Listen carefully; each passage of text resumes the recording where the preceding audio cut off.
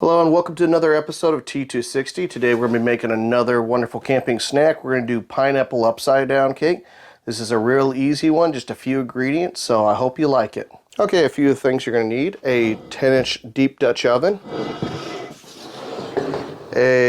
1 cup of the juice from your pineapples, 1/2 cup of brown sugar, 1/4 or just half cup of oil.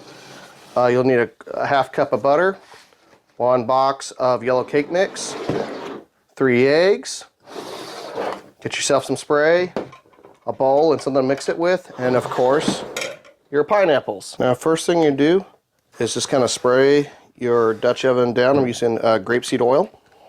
And when it comes, it's actually a 1/4 stick of butter, a 1/4 cup of butter, and you're going to slice this into thin little slices. We're going to go ahead and do that. Okay, now that we have our butter sliced, now we need to go ahead and just put your brown sugar. And feel free to get your hands in there and just kind of smooth it on out. And it needs to be kind of a equal little layer over the butter. Try to keep your butter little cubes from not going anywhere. We're going to go ahead and smooth this on out. We'll go to the next step. Now that we got our brown sugar all smoothed out, now go ahead and do your pineapples. Now, one difference between mine and pretty much everybody else's is I don't use cherries. I absolutely do not like them, but do it however you'd like to do it. There's no wrong or right way. Just make it look pretty and make it to your liking. Not mine. This is how I do it. Alrighty. Now, I did add some extra pineapple along the edges and the holes, but like I said, do it how you'd like to do it. If you want to add cherries, go ahead. But in my defense, it is called pineapple upside down cake, not pineapple and cherry upside down cake.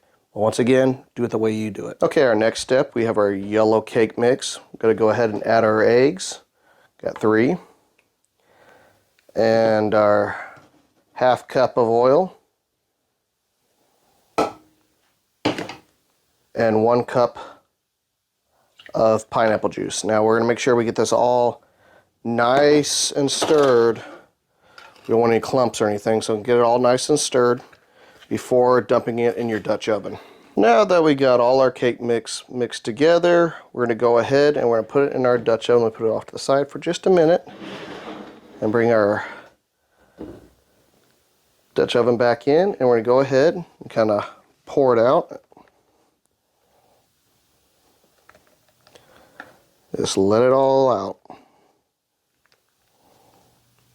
Hand this off to my lovely assistant.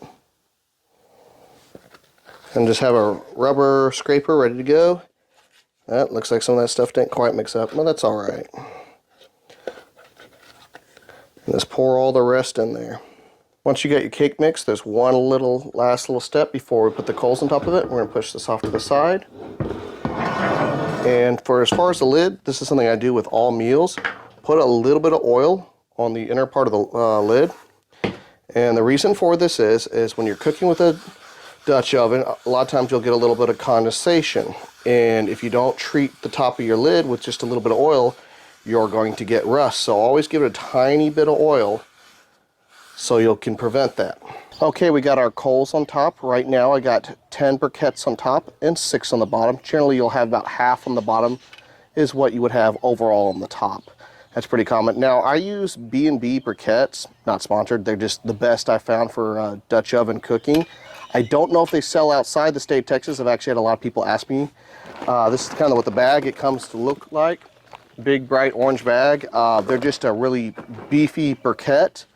And generally, if I got longer cook times, they'll do a lot better than Kingsford and a whole bunch of other brands I've tried. I've tried about a dozen or so, and it seems to be the longest lasting. I can get about 45 minutes upwards to an hour without swapping the briquettes. Okay, it's been quite some time. We're going to go ahead and take our lid off and take a look at it. Got kind of a nice brown crust on it, but I'm not sure it's done. We're going to use a little Mother Nature's toothpick real quick and see if it needs a little bit of time. We still got a little bit of liquid in here, so we're going to go give it another 15 more minutes and take a look at it after that. Okay, it's been about 10 minutes, not the 15 minutes, but if you can see, it's cracked, it's cooked all the way through, it's golden.